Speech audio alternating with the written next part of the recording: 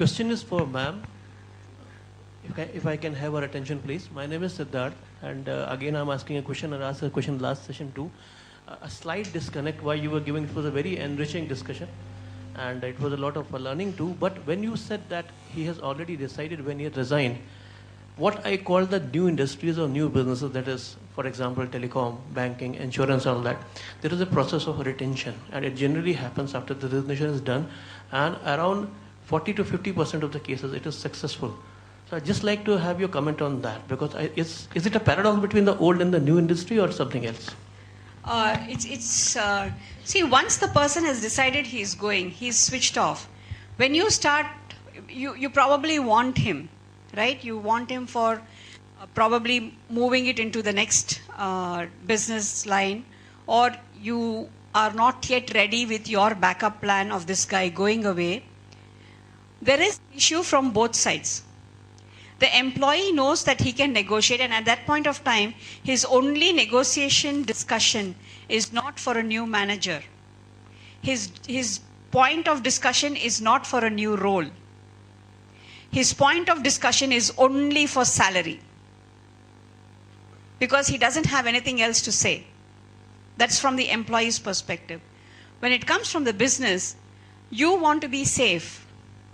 So you have not had your backup plan, and therefore you say, okay, if I negotiate with him for, I tell him, okay, stay back, we'll give you this, we'll do this, we'll give you a role change. I managed to convince him, he stays back. In that 3 months or 4 months that he's staying back, you end up creating your own backup plan. And the next time he comes back and says, I want to go, you let him go willingly. And believe me, a guy who's already done it once will definitely do it again. It's a mindset. It's a pure mindset. He knows that every time, it's like a child crying over spilt milk.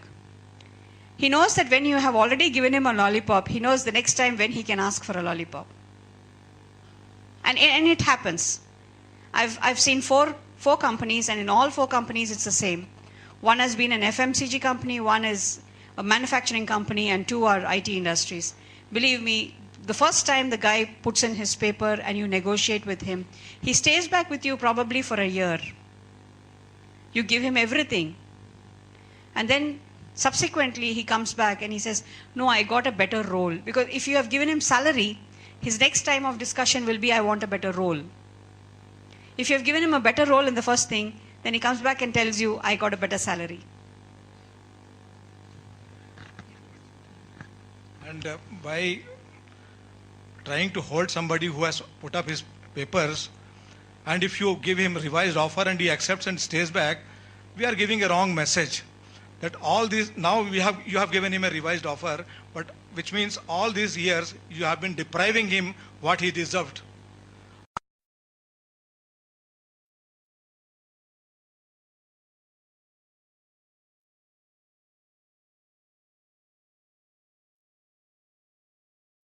Probably because I'm coming in from a psychology background, I very strongly believe on that.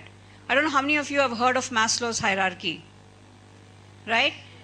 Now, when you are in your first year of your career, right, you want your basic needs to be met. So you will do, in case you find that you're starting your salary you're starting your career at about 3 lakhs.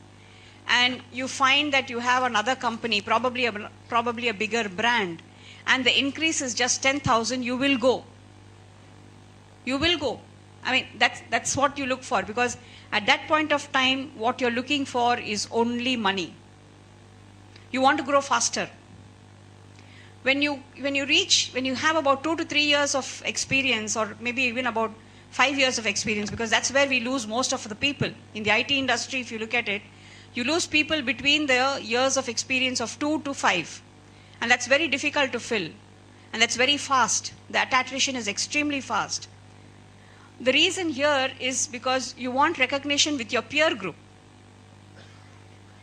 He has got a car, he has already bought a house, I have not yet done it. So your motivation there is more in terms of your self-esteem with your peer group. As you grow up, in terms of your number of years of experience, that's when, at a particular stage, money does not matter at all. when you have about 10 years of experience, you know money will come. So at that point of time, money is not at all a criteria. At that point of time, it is career, it is the kind of role that you will do, it is the stability that is required for you, for your family. Because in about 10 years, when you have about 10 years experience, you're already married, you have to take care of your wife, not only your wife, your wife's family as well. So, and vice versa. You're not just marrying your husband, you're marrying your husband's entire family. So you take all those things into consideration before you want to make a move, before you want to look for another job. So it depends upon the stage at which you are.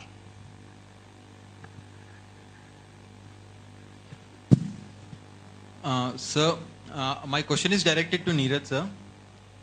Sir, the thing is, what the academicians do or what research does is it throws up trends. I mean, this is maybe the cause of attrition, or these are all the trends.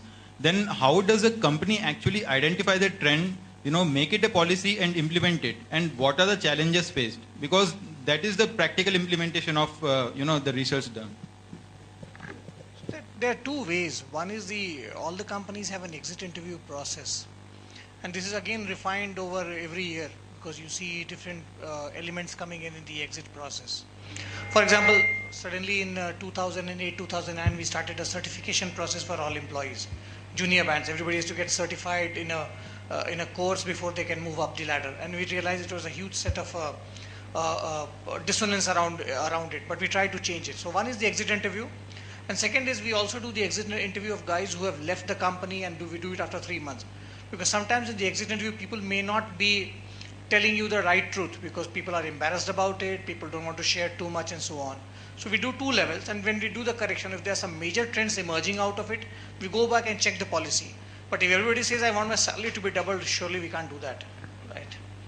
So that's how we try to capture the elements of dissonance and try to change or tweak the policy as the case may be. Good morning, sir. Good afternoon, sir. I'm Professor Kopal Maheshwari. Here we have a lot of students who will be becoming prospective managers. For them, it will be the first job. I would like to ask you, in case if there is any problem in the first job, should somebody speak to the direct superior, or should speak to the HR first? Because what happens, the HR sits at corporates many a time. And the different branches are there at different locations. And whenever there is a first job, your first boss is always, not always, but yes, many a time you feel bad that he has said something wrong or something happens. So should a person directly approach to the HR manager, or should he sit and talk to the direct supervisor about it?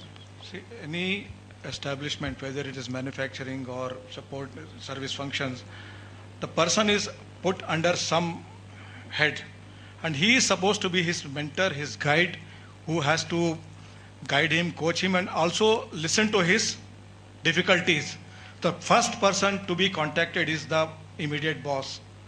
Then if he feels it appropriate, he can check with the HR if it is a policy matter, if it is related to some rules and regulation.